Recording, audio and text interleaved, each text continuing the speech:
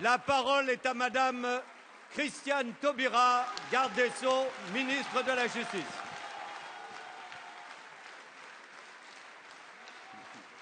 Monsieur le Président, Monsieur le Premier ministre, Mesdames, Messieurs les ministres, Mesdames, Messieurs les députés, je dois avouer que je suis submergée par l'émotion.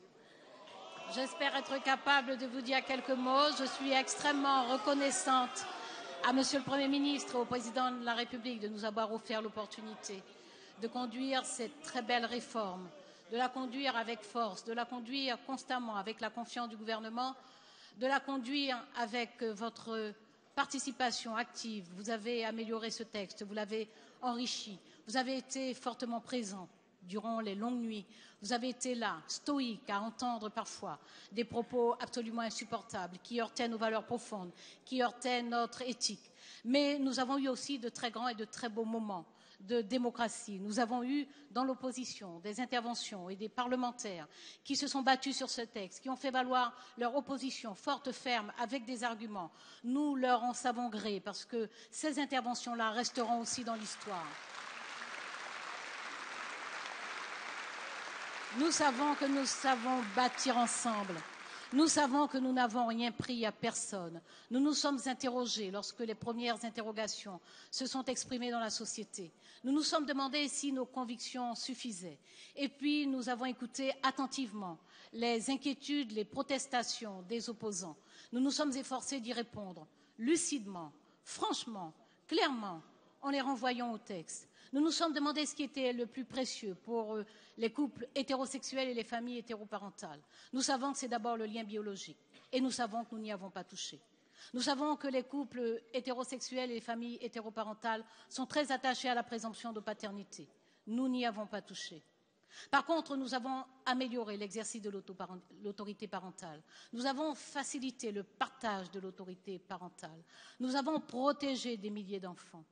Nous avons fait en sorte que puisse être maintenu le lien avec un parent en cas de séparation conflictuelle, y compris hors mariage. Nous avons facilité pour les futurs époux la possibilité de choisir le lieu, eux seuls, non pas les mères, mais eux seuls, le lieu de la célébration du mariage.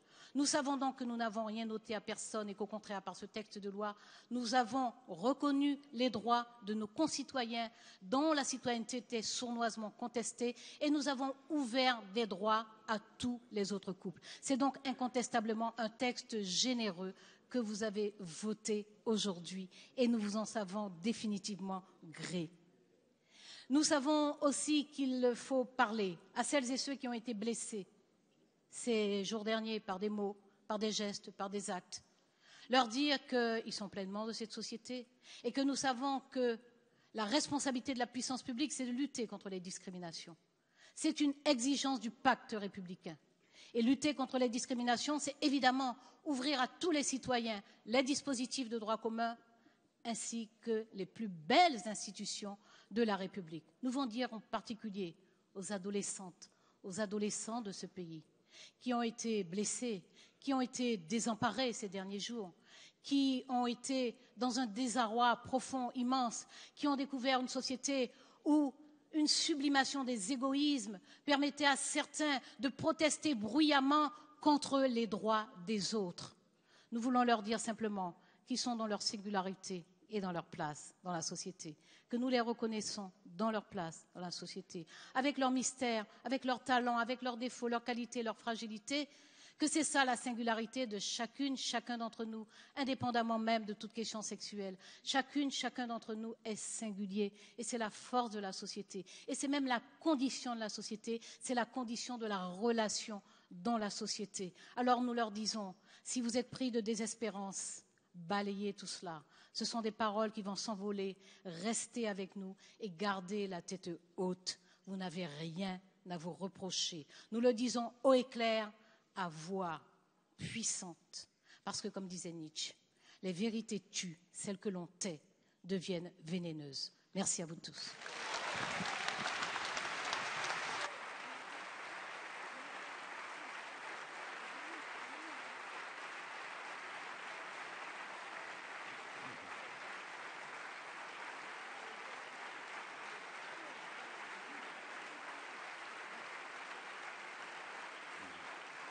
La séance est suspendue.